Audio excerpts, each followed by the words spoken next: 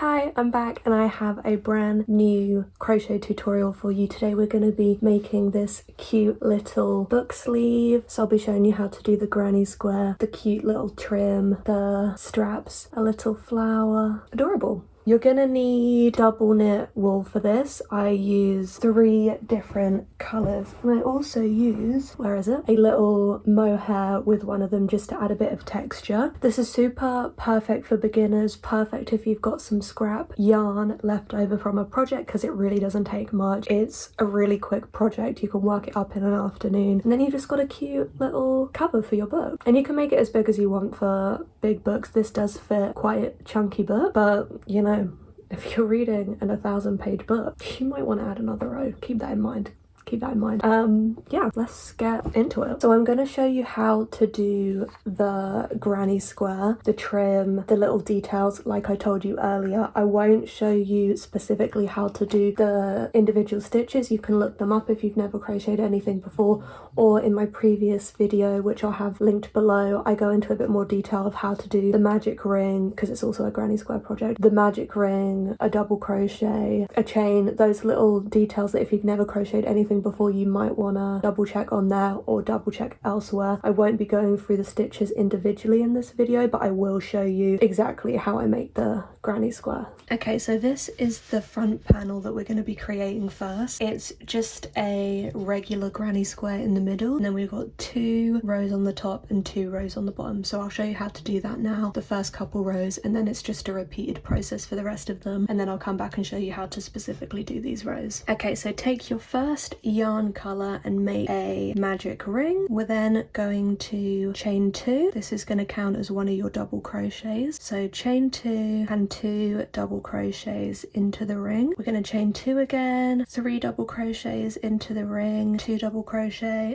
chain 2, oh my god, I've lost it already, 3 double crochets into the ring, and then you're just going to repeat that one more time. So 1 more chain 2 and 3 double crochets into the ring, chain 2, and then take this and pull it closed. We're then going to slip stitch in this top chain from our chain 2 that we started in, just to close the row and fasten off, and that is your first row. Flip it over, tighten that knot or that string even, and tie it in a knot just to fasten it closed. Turn it over because we're going to start this row on the other side. When you're doing a granny square and you're changing colors for every single row, turn your work every single time. If you don't and you always go on the same side, your square is going to warp. So if you've ever made a square before, if you're a beginner and it's kind of shifting to one side and it's got a bit of a spiral design, that's why. So every single row we're going to turn our work, so remember that for the rest of the project. So we're now going to take our next color. We're just going to do a little slip knot onto our hook, and we're going to fasten on one of the corners. This is going to be very similar to the previous row, and you'll see it's a repetitive pattern, so you should be able to pick it up quite quickly. So chain 2, again, this is going to count as one of our double crochets, 3 double crochets into that corner, then we're going to do chain 2 and another 3 double crochets into that corner. Move that out of the way. Chain 1, 3 double crochets, chain 2, another 3 double crochets, and then you're just going to repeat this around the whole square until you reach back here. So 3 double crochets, 2 chains, 3 double crochets in each corner, and then in between each corner, so here we've got chain 1. So I've just come all the way around following that process. I'm going to chain 1 and I'm going to slip stitch into the top of the chain 2 that we started with to close the row and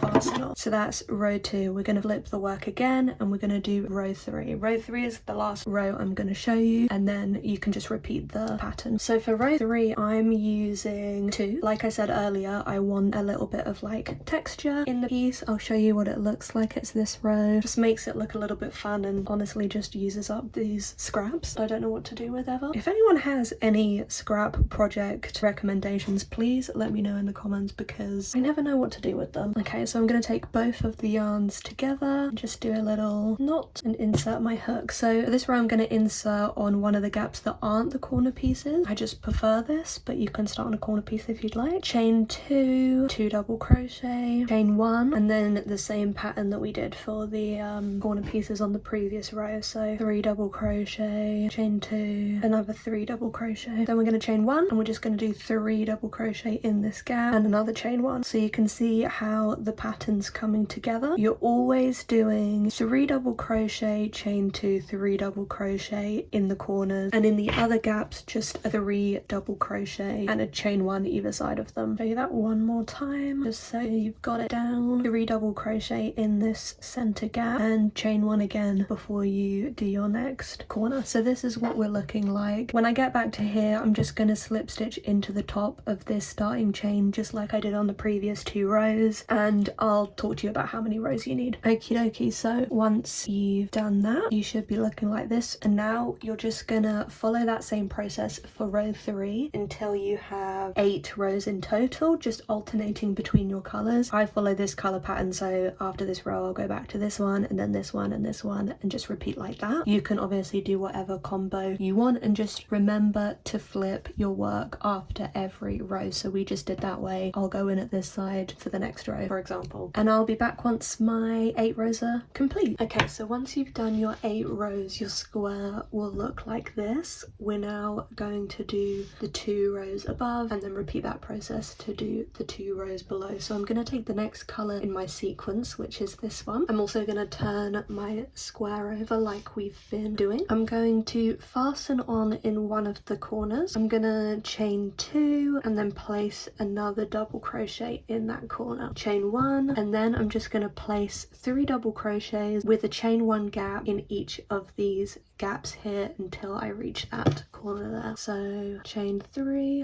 double crochet, what the hell am I saying? 3 double crochet, chain 1, 3 double crochet. Okay, so once you get to the end of your row, you're just going to do chain, and in this corner gap 2 double crochets to match what we started with. Don't fasten off as usual, just leave the stitch there and cut your yarn. Take your next color, and this is a little kind of tip of how to change colors in between rows on a normal row. So you're just gonna kind of slip stitch onto the next color. Using the ends, I'm gonna tie them in a knot just to keep it secure. From there, we're gonna do 3 double crochet and chain 3 in here. That's basically gonna be a double crochet and a chain there. So when you get to the other side, that's basically what you're gonna do, but I'll show you. And then just repeat the same pattern across this row like you did the previous row. Okay, so I've just done my last 3 double crochets. I'm gonna do chain 1, and then in the top of this stitch here, you can see it, that's just there, I'm gonna double crochet like that, and then we're just gonna fasten off, and that's your top 2 rows. So you can see that lays nice and flat. You're going to repeat those 2 rows on this side. So this is what your square will look like. The big granny square in the middle and then the 2 rows on either side.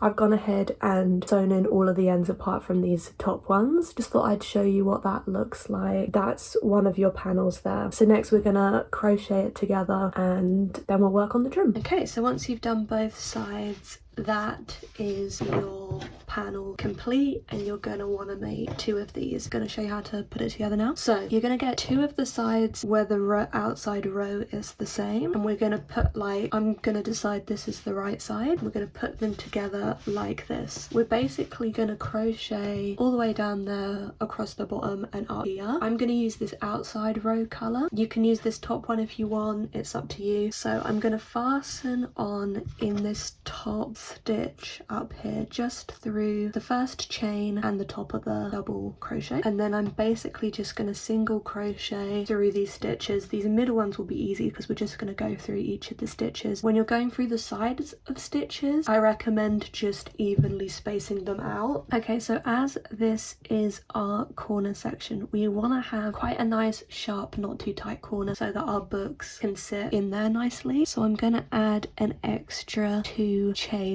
in that top of that stitch to create the corner before I go into this next chain here, and then I'm just going to carry on in each of the stitches. As you can see, adding those extra chains has just given us a nice corner. It's not pulled it too tight. So I'm going to just follow that process all the way around, remembering to put the 3 single crochets into this top corner to match this corner, and then all the way back down to here, and I'm going to fasten off here, and then I'll show you how to do the trim. Okay, once you've crocheted around the whole thing, you can turn it inside out. This is the edge, it's quite clean. This is our book sleeve. Okay, so now we're gonna do the nice little scallop edge trim on the top. I'm gonna go in this gap here and do a slip knot to fasten on. I'm then gonna do a half double crochet in that first stitch, 3 double crochets in the second, half double in the next, and a slip stitch in the next gap. So that's our little scallop. So we're going to just do that for every one of the clusters in this row. So half double crochet, 3 double crochets in the middle, another half double crochet and slip stitch. So carry that on for this whole row. I'll show you what to do at the corners. That's going to be a bit different. Okay, so I've just done my scalloped edge here with my final half double crochet. I'm actually just gonna go through here, pull through the next gap, pull through, and I'm gonna pull through both of those loops at the same time just to close that gap shut, and that's gonna act as the slip stitch in between these two clusters. I'll show you again on the other side when I get around to it, just so you get it. Okay, so I'm back round to where I started. I'm gonna put my hook through here, pull through the yarn, and then I'm actually gonna go into our first slip stitch and slip stitch through all of those in one go and fasten off. And that is the top of your book sleeve done. That's our cute little trim. Now is a perfect time, if you haven't yet, to crochet in all of your ends. I'm just gonna plow on, and I'm not gonna do that, but I am gonna hide them on the inside so we can pretend that I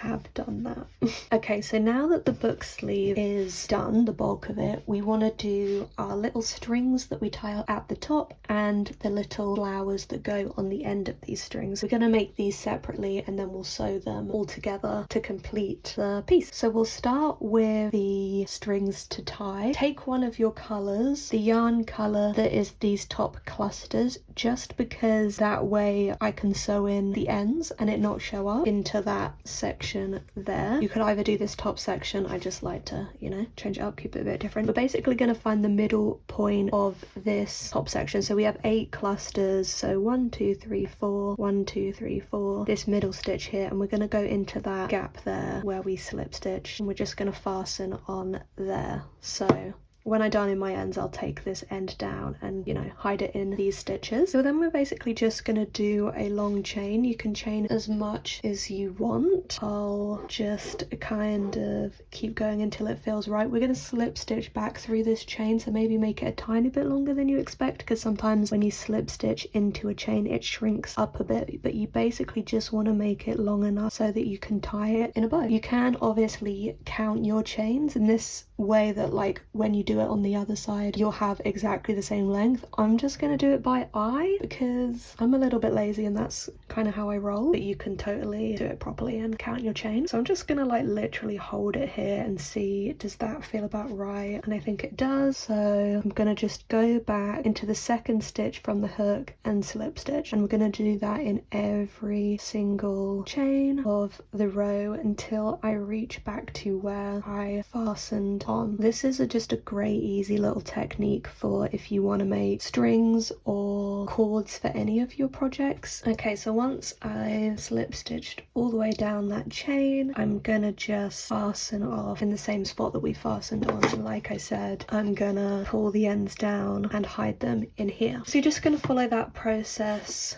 on the other side exactly the same so that you have 2 strings. Okay, so now we're gonna do this cute little flower that goes on the end of each of our strings. We're gonna make 2 of these, 1 for each string. Okay, so for the middle you're gonna want to use the same color that you made your strings with. This is so that when we sew it on we can hide this color in here. So we're gonna take this and we're gonna make a magic ring. We're gonna chain 1 and then place 11 single, oh my god, I've just seen how absolutely crusty and dusty my nail varnish is. I really should have painted them before I did this, but this is giving you crochet because look, it's my 2 crochet fingers. Anyway, sorry about that, that's grim. 11 crochets, single crochets into this ring. Once you've done that 11, you're gonna pull it tight and we're just gonna slip stitch into that chain 1 that we started with to fasten off, and that's the middle.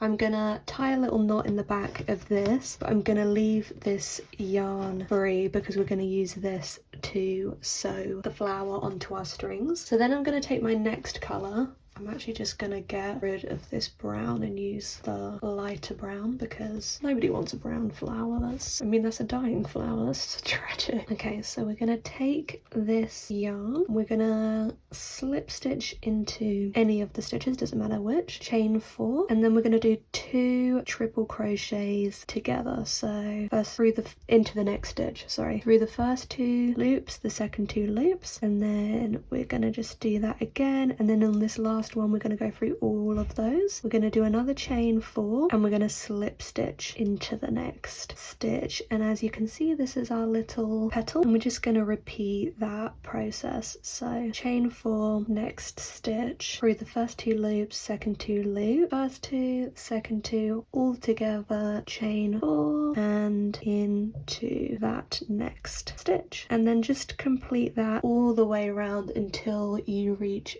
back to the beginning. Okay, once you reach back around to the front, you're just gonna slip stitch into where we fastened on, just to close, and then you're gonna make 2 of these. If you want a slightly smaller flower, this one's a bit bigger than the one on my original book sleeve. I'll just show you them in comparison. Just use a smaller hook. This one I think I did with like a 3, and obviously I'm using a 4.5 for this. So yeah, just make 1 more of these and then we will attach them to the book sleeve, sew in all our ends, and then we're done. Okay, so now I have my 2 flowers finished. We're going to attach them using a darning needle. We're going to take this back stitch and we're literally just going to sew it on here. It doesn't have to be anything crazy, just is gonna keep this nice and attached, but this is why we chose the same colour, so that it doesn't show up too much basically. So like I said, you don't have to do anything crazy, just a few stitches to keep it secure, and then you can tie a little knot and sew in all these ends, and that's basically it. I'll attach this one, sew in all my ends, and come back to you. Ta-da! This is your finished cute little book sleeve. I'm gonna put a book in it and tie her up. Ta-da! Adorable. Look at the little flowers, it's so cute. So yeah, I hope you enjoyed. I hope you are gonna make an adorable little book sleeve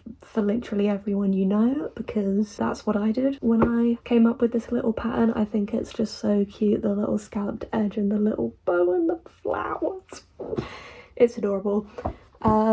Yeah, I hope you enjoyed that tutorial. If you did, I've got currently just 1 more on my page, but there will be more, so subscribe for that. Let me know what you want to see for the next one. You can also go ahead and check out my TikTok and my Instagram, because I post all my crochet stuff on there. There's a couple of tutorials on my TikTok, shorter little ones. Also go and check out my patterns on Etsy, Ribbler. They're all going to be linked down below. Yeah, thanks for watching and I'll see you in the next one. Bye!